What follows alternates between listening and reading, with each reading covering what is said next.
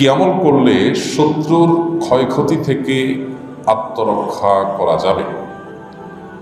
যে আমলের মাধ্যমে শত্রুর ক্ষয়ক্ষতি থেকে বাঁচা যাবে সে আমল হলো নবী করিম সাল্লাল্লাহু আলাইহি ওয়াসাল্লামের শেখানো দুটি আমল।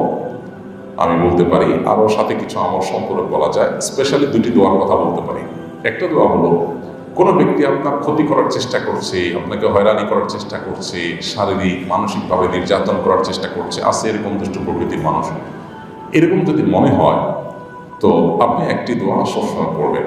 নবী করিম সাল্লাল্লাহু আলাইহি ওয়াসাল্লাম কোনো ব্যক্তি তার ক্ষতি করতে পারে এরকম আশঙ্কা বোধ করলে তার ক্ষতি থেকে বাঁচার জন্য এই দোয়া করতেন। দোয়াটা হলো, আল্লাহুম্মা ইন্না নাজআলুকা ফি নুহুরিহিম ওয়া নাউযু বিকা মিন শুরুরিহিম।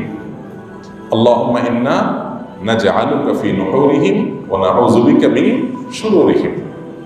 অর্থাৎ, হে আল্লাহ, যারা আমার ক্ষতির চেষ্টা করছে, শত্রুতা করার চেষ্টা করছে, তাদেরকে উপযুক্ত শাস্তি দিয়ে দমন করার জন্য, তাদেরকে শেষ করার জন্য আমি আপনার কাছে দায়িত্ব অর্পণ করলাম। আপনি মেহেরবানি করে আমার হয়ে আপনি তাদেরকে উপযুক্ত শাস্তি দিন, তাদের থামিয়ে দিন, তাদেরকে দমন করুন, তাদের শেষ করুন। আমি শুরুরিহিম, এবং আল্লাহ তাদের ক্ষয়ক্ষতি থেকে আমি আপনার আশ্রয় চাই, আপনি আমাকে রক্ষা করেন। নবী করিম সাল্লাল্লাহু আলাইহি ওয়াসাল্লামের এই দোয়াটা খুবই অর্থবহ একটা দোয়া।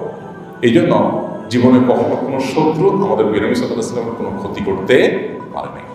কোনো শত্রুর ক্ষতির দ্বারা যখন আপনি ক্ষতিগ্রস্ত হওয়ার আশঙ্কা করবেন, এই দোয়া পড়বেন, আল্লাহ রক্ষা করবেন ইনশাআল্লাহ। আবার দোয়াটা পড়ছি, আল্লাহুম্মা ইন্না নাজআলুকা ফি নুহুরিহিম ওয়া নাউযু বিকা মিন শুরুরিহিম।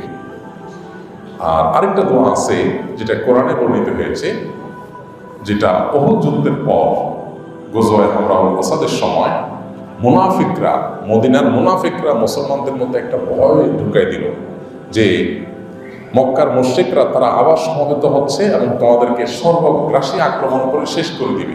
এমনিতে মুসলমানরা উহুদ যুদ্ধে নবী করিম সাল্লাল্লাহু আলাইহি ওয়াসাল্লামের একটা গাইডলাইন থেকে একটু বোঝের ভুল থেকে সরে যাওয়ার কারণে যখন পর্যদস্ত হয়েছে, 70 জন সাহাবী শাহাদাত বরণ করেছে, অনেকে আহত হয়েছে, স্বয়ং নবী করিম সাল্লাল্লাহু আলাইহি ওয়াসাল্লামের দাঁত মোবারক ভেঙেছে, রক্তাক্ত হয়েছেন, অনেক সাহাবীরা আহত হয়েছে, অনেকে শাহাদাত বরণ করেছেন। এরকম নানাভাবে পর্যদস্ত এবং কঠিন একটা সময় যখন মুনাফিকরা এসে মুসলমানদেরকে আবার ভয় দেখাতে লাগলো যে আসছে আসল বড় আক্রমণ, যাতে মুসলমানরা মানসিকভাবে একদম ভেঙে পড়ে, এই আক্রমণের কথা যখন তারা শুনেছেন তখন মুসলমানরা বলেছেন, হাসবুনাল্লাহু ওয়া নি'মাল ওয়াকিল। কি বলেছেন? হাসবুনাল্লাহু ওয়া নি'মাল ওয়াকিল, অর্থাৎ আল্লাহ আমাদের জন্য যথেষ্ট।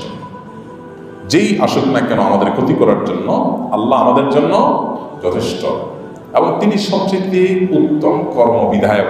আমাদের পক্ষ থেকে যে কোনো কিছুকে করবার জন্য তিনি সর্বোত্তম প্রতিনিধি বা সর্বোত্তম কর্ম বিধায়ক, সবচেয়ে উত্তমভাবে আমাদের কাজটা তিনি করতে পারবেন। তারপরে আমরা ভরসা করলাম, হাসবুনাল্লাহু ওয়া নি'মাল ওয়াকিল, নি'মাল মাওলা ওয়া নি'মান নাসির। তিনি সবচেয়ে উত্তম অভিভাবক, তিনি সবচেয়ে উত্তম সাহায্যকারী। নবী করিম সাল্লাল্লাহু আলাইহি ওয়াসাল্লামের হাদিস থেকে আমরা জানি যে এই একই দোয়া আল্লাহ নবী ইব্রাহিম আলাইহিস সালামকে যখন অগ্নিকুণ্ডে নিক্ষেপ করা হয়েছে তিনিও পাঠ করেছেন, তিনিও বলেছেন হাসবুনাল্লাহু ওয়া নি'মাল ওয়াকিল। তাহলে ইমানদার যখন বিপদে পড়বে তখন পড়বে হাসবুনাল্লাহু ওয়া নি'মাল ওয়াকিল, নি'মাল মাওলা ওয়া নি'মান নাসির। বিশেষ করে কোনো শত্রুতা থেকে, ক্ষয়ক্ষতি থেকে আপনি যদি আত্মরক্ষা চান, তার ক্ষয়ক্ষতি থেকে বাঁচতে চান, তাহলে আল্লাহর কাছে দোয়া করবেন। হাসবুনাল্লাহর জায়গায় হাসবি আল্লাহ পড়া যায়। হাসবি আল্লাহ মানে আল্লাহ আমার জন্য যথেষ্ট, আর হাসবুল্লাহ মানে আল্লাহ আমাদের জন্য যথেষ্ট। একটা এক বচন, একটা বহু বচন। হাসবি আল্লাহু ওয়া নি'মাল ওয়াকিল, নি'মাল মাওলা ওয়া নি'মান নাসির। তাহলে শত্রুর ক্ষয়ক্ষতি বাঁচার জন্য যে আল্লাহুম্মা ইন্না নাজআলুকা ফি নুহুরিহিম ওয়া নাউযু বিকা মিন শুরুরিহিম, আর হাসবি আল্লাহু ওয়া নি'মাল ওয়াকিল, নি'মাল মাওলা ওয়া নি'মান নাসির, এই দুটি দোয়া পড়বেন।